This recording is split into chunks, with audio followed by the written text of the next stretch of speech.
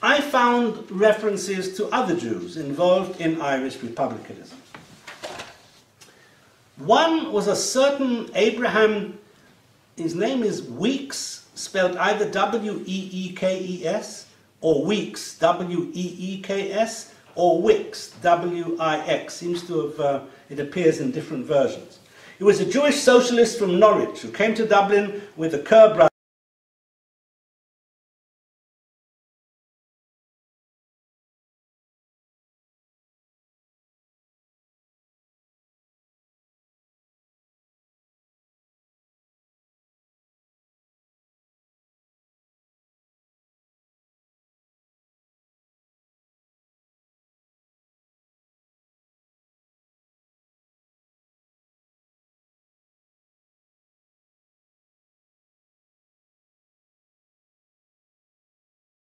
and other Liverpool men to participate in the rising.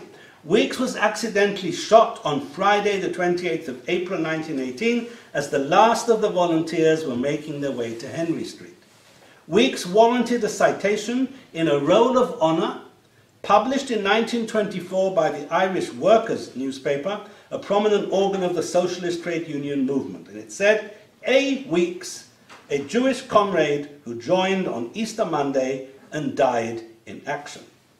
Another Jewish sympathizer with republicanism was Abraham Spiro, who managed the Pearl Printing Company in Drury Street, where he printed the IRA newspaper, which I can definitely not pronounce, during the early 1920s.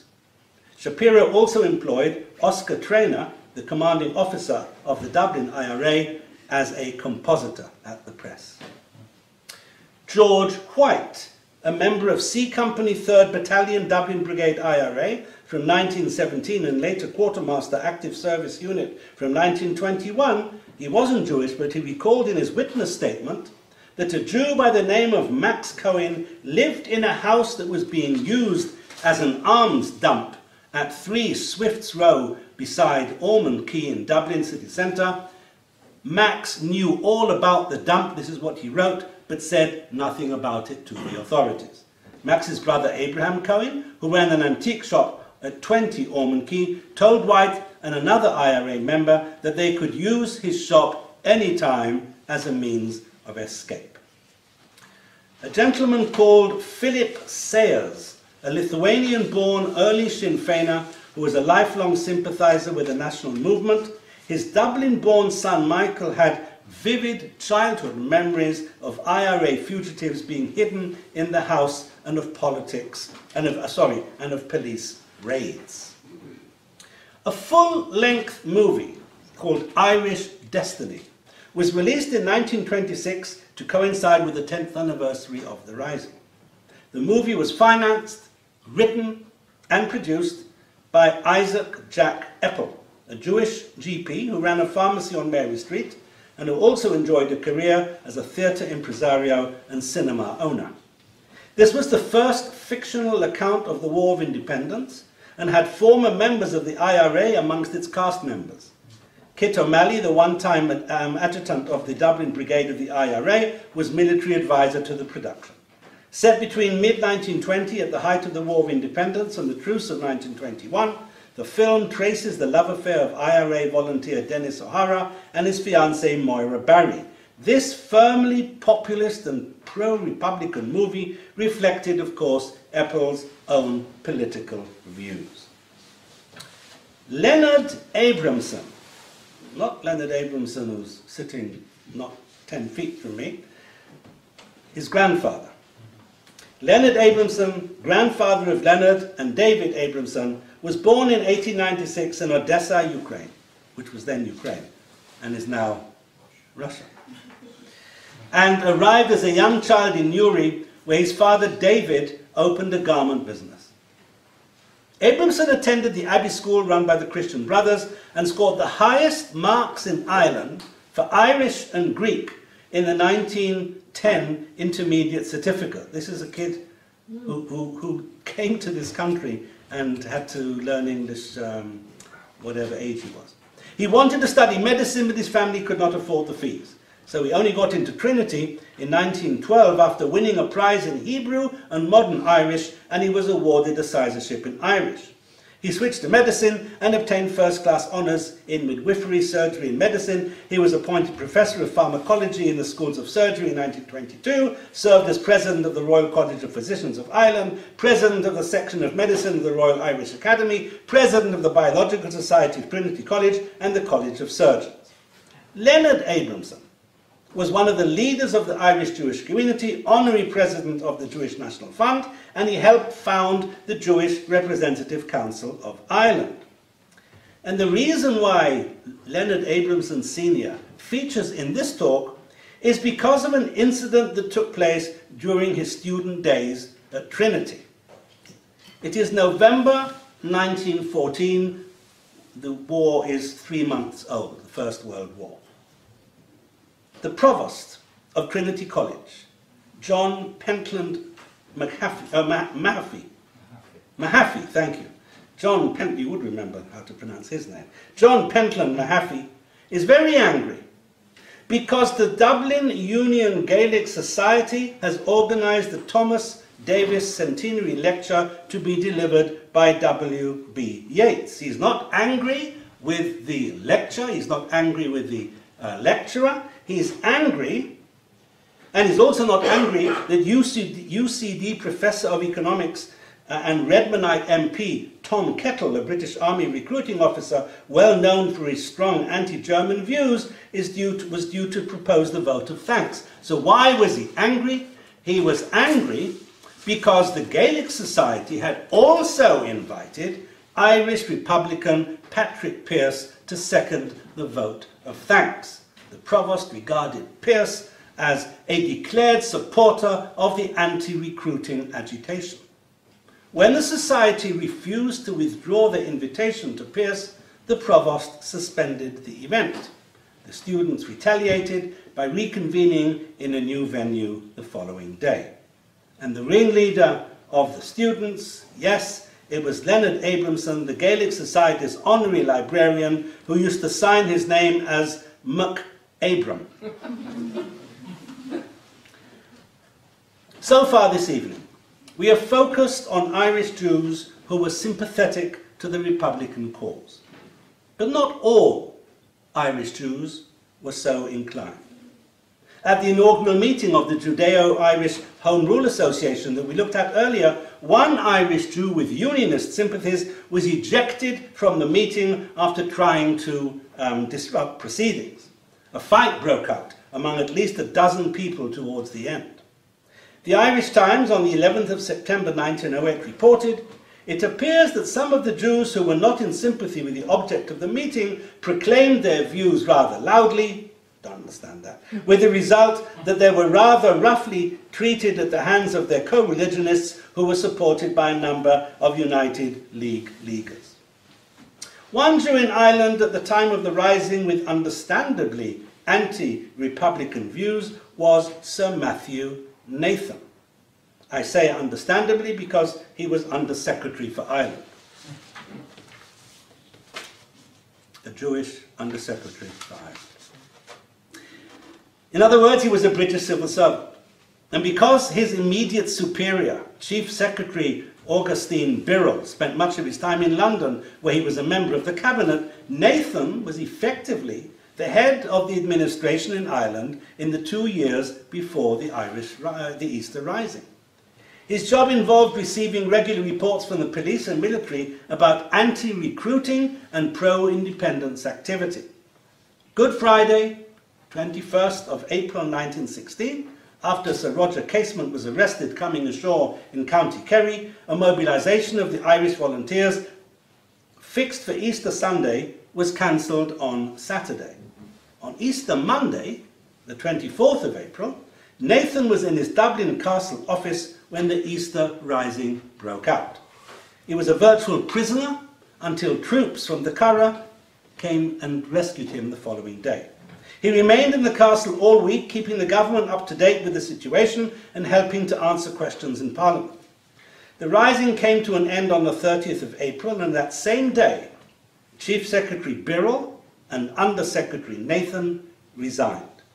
Royal Commission on the 1916 rebellion criticised both Birrell and Nathan for failing to take action against the rebels in the weeks and months before the rising. Am I the only person to find it interesting that the Easter Rising coincided with Pesach, Passover, the Jewish celebration of freedom? There had to be many a Jewish family in Ireland in 1916 that drew direct parallels between the Jewish fight for freedom from the Egyptians and the Irish fight for freedom from the British. Earlier, we mentioned that Leonard Abramson and his antics in Trinity. And throughout his studies, Leonard lodged with his friend and fellow student Max Nuro. In 1920, Leonard married Max's sister Tilly. The friendship between Abramson and Nuro survived even though they had opposing views over Irish republicanism. Unlike most of his fellow Jewish students at Trinity, Nuro was anti-republican. A gifted scholar, he entered Dublin's high school in 1904, became editor of the school magazine, the Erasmian. Much of his spare time was taken up with his involvement in the Dublin Tent, that's a branch of the Chovevei Tzion Zionist movement, where he won an essay competition writing about the founder of Zionism, Theodor Herzl. Nuro was the first Jew to win the university studentship of Trinity College, and he was the first senior moderator in classics and philosophy with double large gold medals. After graduating from Trinity, he joined the British Army. And when the Easter Rising erupted, Nuro was visiting Dublin on Passover leave, staying with his parents, William and Rachel, in their South Circular Road home round the corner. Nuro immediately reported to Wellington Barracks for anti-insurrectionary duty. After leaving the army at the end of World War I, Nuro went to Palestine as secretary of the Zionist Commission, headed by Chaim Weizmann. The commission was tasked with carrying out the terms of the 1917 Balfour Declaration, Britain's commitment to give the Jews a national home in Palestine. And for a while there was a second Dublin Jew on the commission, A.J. Con Leventhal, later secretary to both James Joyce and Samuel Beckett. Nuro entered the secretariat of the Palestine government and became assistant private secretary to High Commissioner Herbert Samuel, Britain's first professing Jewish cabinet minister. Of course, Disraeli was really the first, but he wasn't professing. Nuro became a trusted advisor to Samuel, who used to encourage him to sing Irish ballads when they were together. Nuro was also friendly with Samuel's son Edwin, who also worked at the Secretariat. Nuro and Edwin shared the same office, and because they were both Jews, the other members of the Secretariat called their room the Jewish National Home. In the summer of 1921, Nuro was again visiting his parents round the corner in Dublin, in South Circular Road, when three young gunmen burst into the house. Nuro's first thought was, have they come for a tardy reckoning with me on account of my unheroics in 1916?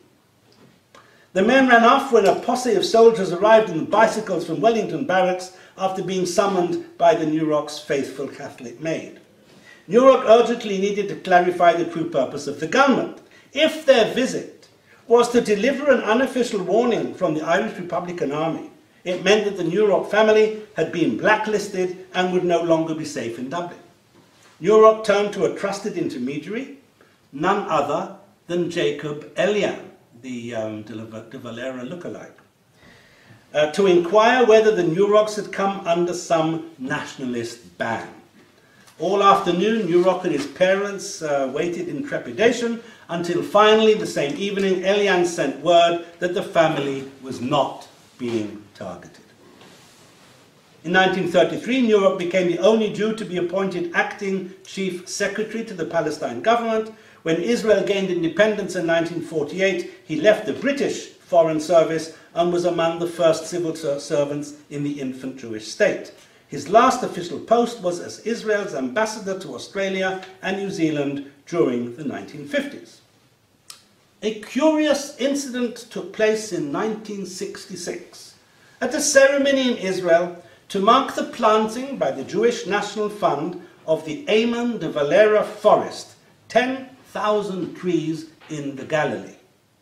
De Valera could not attend the ceremony, so he asked the honorary president of the Jewish National Fund in Ireland, Leonard Abramson, to recommend someone as de Valera's official personal representative.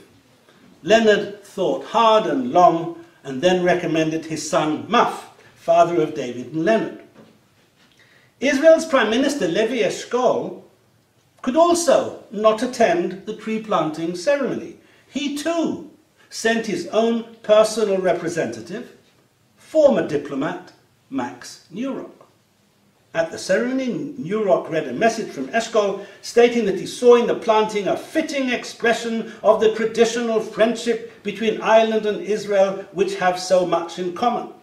After the ceremony, de Valera's representative approached Eshkol's representative.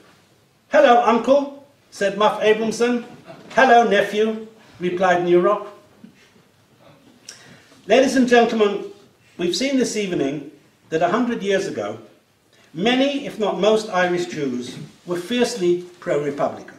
And we also know that Irish Jews at the time were per capita among the most fiercely Zionist Jews in the world. Most Jews in Ireland saw distinct parallels between republicanism and Zionism. After all, Theodor Herzl, the founder of modern Zionism, had proclaimed his wish to be the Parnell of the Jews. Why then did Irish republicanism, by and large, not return the compliment? We know that several leading Republican figures held anti-Semitic and anti-Zionist views. And as we saw with David Marcus's Witch on the Train, there has been no shortage of people in Ireland who combine being both pro-IRA and being anti-Semitic. In modern-day Ireland, Sinn Féin displays a hysterical hatred of the Jewish state. Individuals, Sinn Féin spokespeople, regularly resort to Nazi-style demonology when describing Jewish TDs, the Israeli ambassador, and others. As that well-known expert in human rights, Angus or Snoddy, said in 2006, "Israel is without doubt one of the most abhorrent and despicable regimes on the planet." Personally, I take that as a compliment. Cathal King, the unsuccessful Sinn Féin candidate in the recent Dublin Southwest by-election, is on record as saying, "My hatred for these Israeli subhumans is growing by the day, and I rarely use the word hate without very serious consideration." I shudder to think what pro-Republican Irish Jews like Robert Briscoe, Fanny Marcus, Jacob Elian, Estella Solomons and Michael Noyk would make of the modern guardians of Irish republicanism. Thank you very much.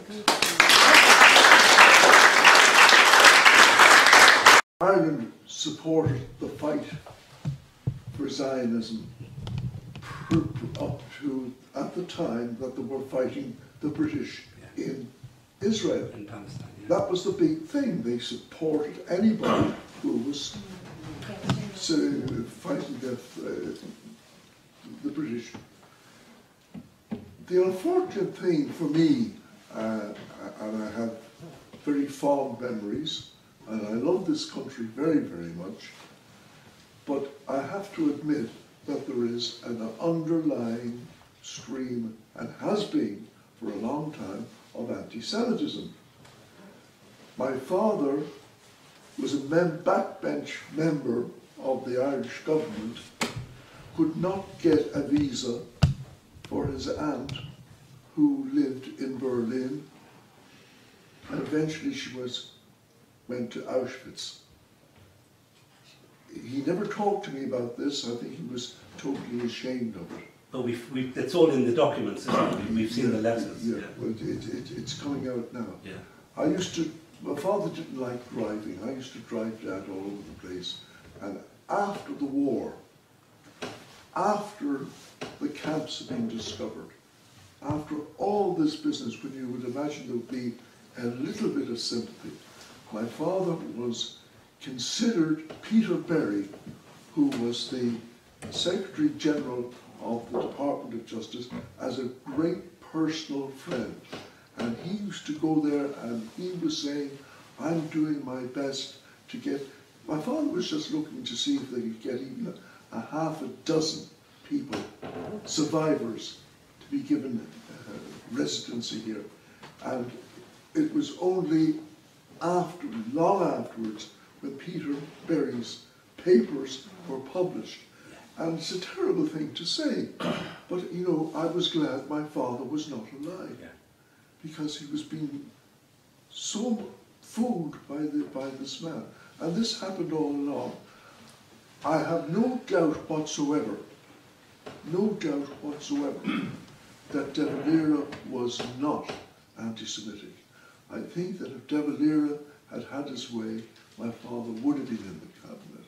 In fact, certain private information, he wanted Dad to be Minister for Local Government. But the people within the cabinet did not want it. Thank you. Another question, please. Thank you. I can tell you how Gerald got to be Lord Mayor, because I saw it all happen.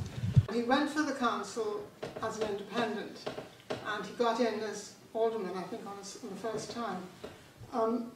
And he worked like mad. He worked very hard as a solicitor, doing crime, and as a councillor.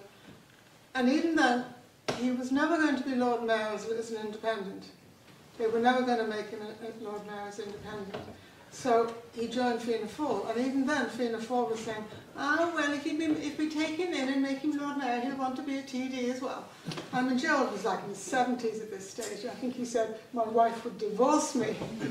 so that's how he got to be his term as Lord Mayor, but it was by hard work. You know, it didn't just come, and it was in the teeth of sort of apathy as well. There's an interesting... But it wouldn't, I mean, for nobody does it just roll in. Because no, and there's a very sad and interesting story about Sir Otto Jaffe, who was Lord Mayor of Belfast, that in 1914, when the war broke out, even though he had been in Northern Ireland, I think by that time, 50 years, was one of the wealthiest philanthropists in Northern Ireland, half of Queen's came from his money, and hospitals and everything else, because he had come from Germany, and because of the hysterical anti-German atmosphere immediately after the outbreak of World War I, he was hounded out the country, and he never returned.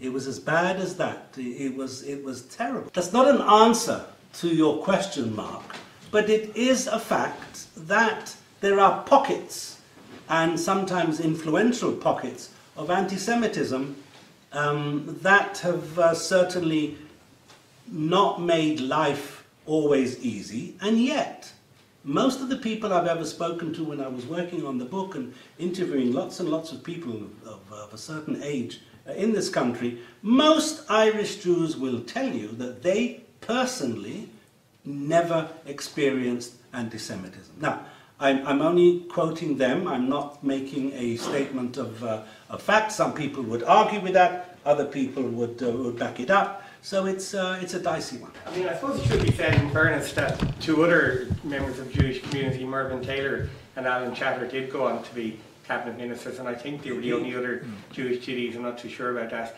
Just one comment and one question. I was talking to somebody in the office there the other day, and something came up in the discussion about what's happening in Israel and Palestine and all that. And I said to him, you know, am I the only Labour Party person who supports Israel? And what he said to me was, no, actually I do as well.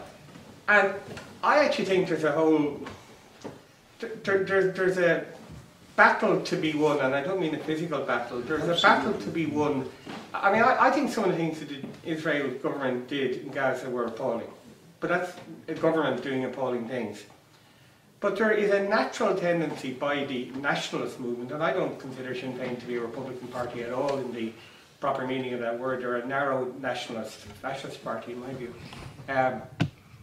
They have adopted this pro-Palestinian thing, and they have managed to persuade an awful lot of people that the Palestinian cause is the only just one. And I think it's not an issue I'm heavily involved in, but I think those of you who are more on that side of that issue, I think need to get out there and persuade the people more. But the question I want to ask, because I've always been struck by this, that all of the speakers you spoke about, or all of the people you spoke about, adopted the anti-treaty side in the time of the Civil War. And I'm just wondering, was there any, and I don't even know if you can answer this, was there any significance to that? Was it to do with the fact that a lot of the people on the pro-treaty side, they were predated by Arthur Griffith and some of his dodgy views, and they were succeeded by the blue shirts and some of their dodgy views? Was that a natural tendency? Or I don't know, but Michael Collins himself, we know, had very good relations with many Jews, including, of course, his blessed Jew man, which was Briscoe, and then they worked very closely together. But I'd actually never thought of that, and that may well explain part of why once there was this division between pro and anti, why many Jews would have been more suspicious, possibly, of the pro-treaty than of the anti-treaty. That's an interesting, very interesting. On one side. Yeah, that's very interesting. I think there's some research to be done there. Thank you very much.